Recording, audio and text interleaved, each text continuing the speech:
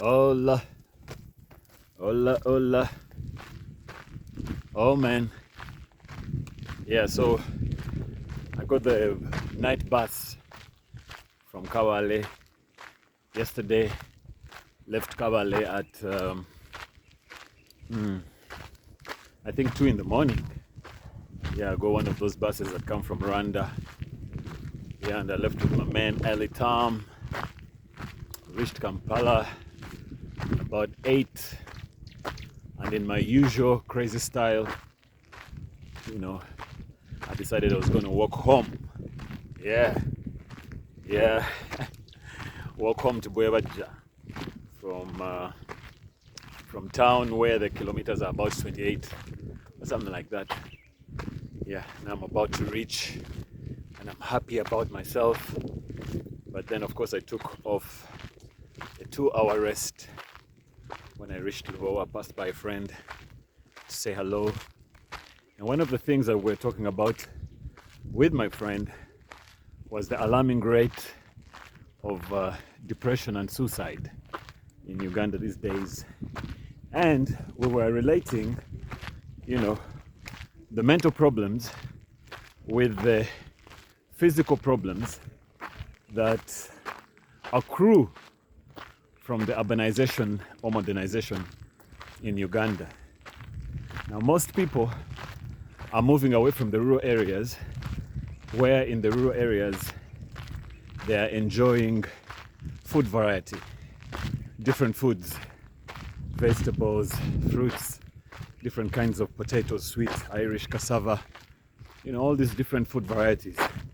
And with food variety comes good health, because each food is contributing something different, something unique that your body needs.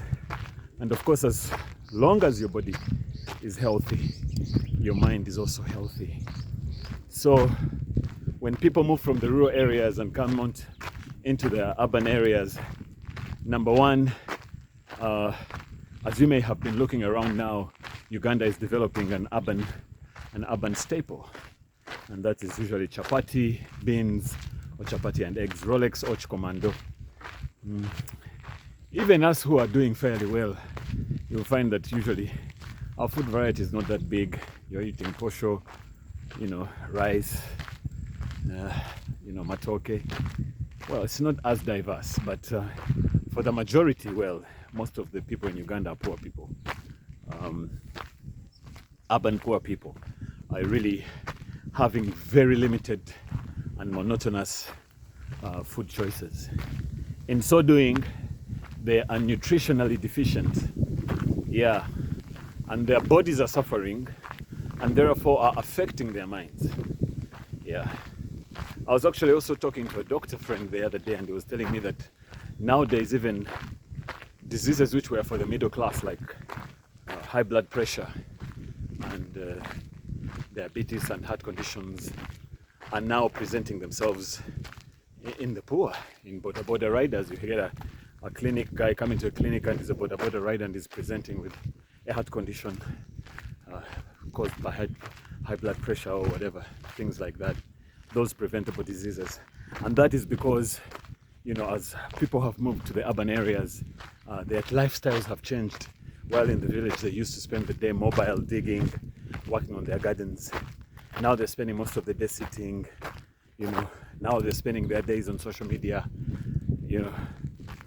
and then of course coupled with the fact that they are eating not only nutritionally deficient foods, but also foods that are poisonous to their vascular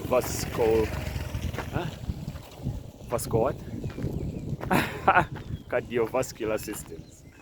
Yeah.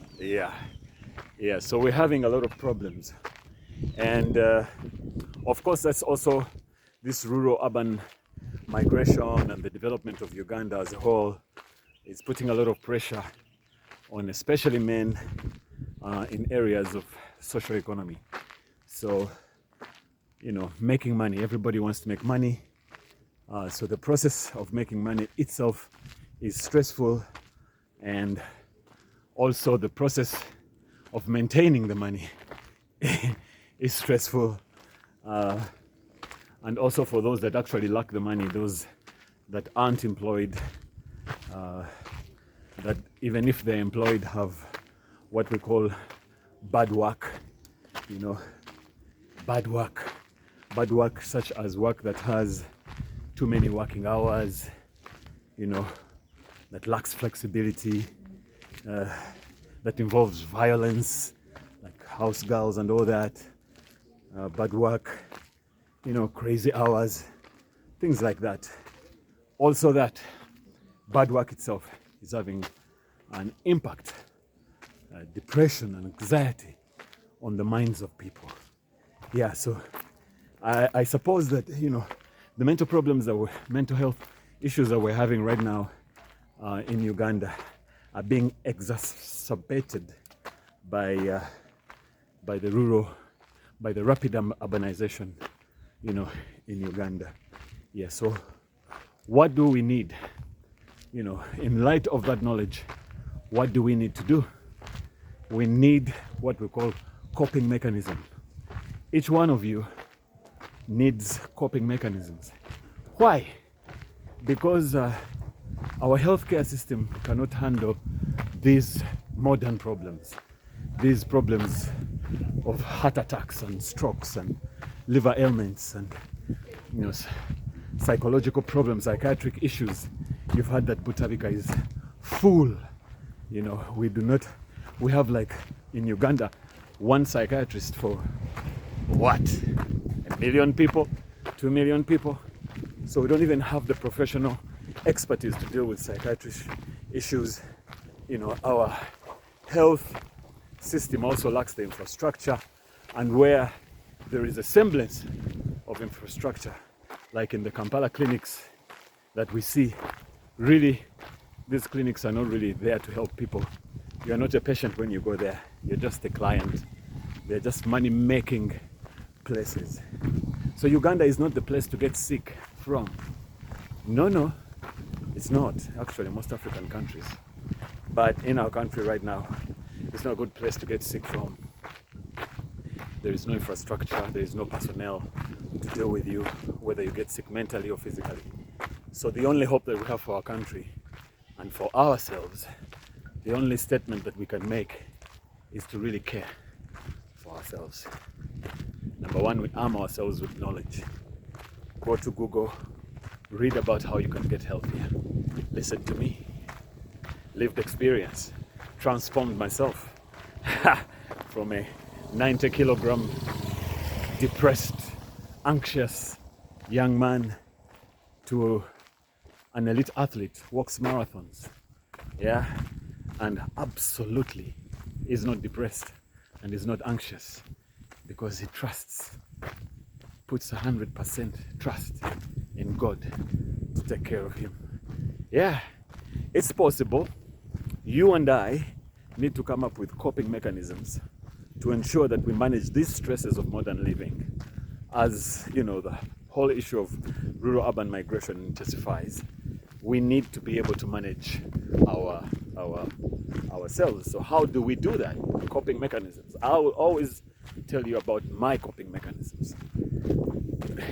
This one, the fact that I've walked from town to Upright, is a coping mechanism in its own.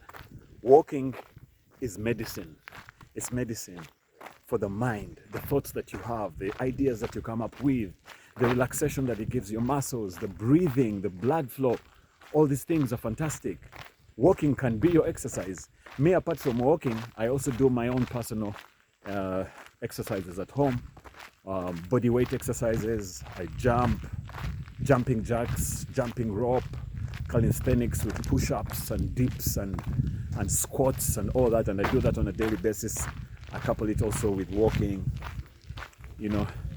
But you don't have to do those. You can just do walking for you.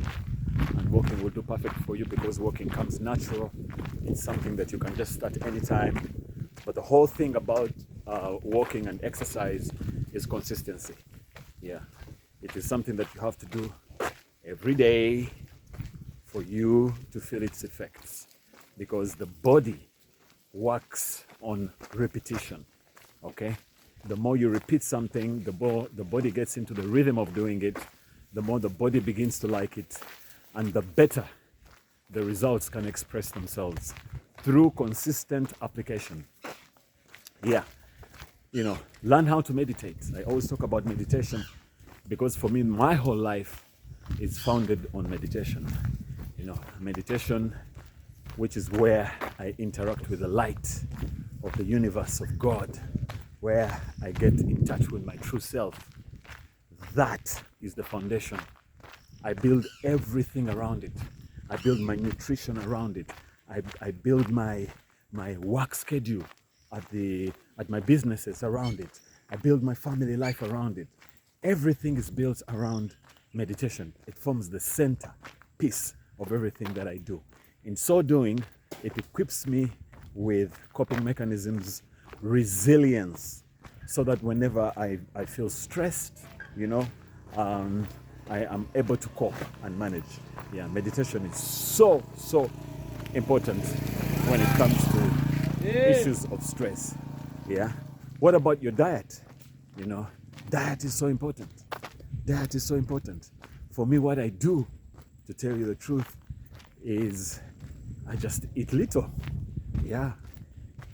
Start my meals at 2, take a cup of porridge, then evening I do my food, my real food, my one meal.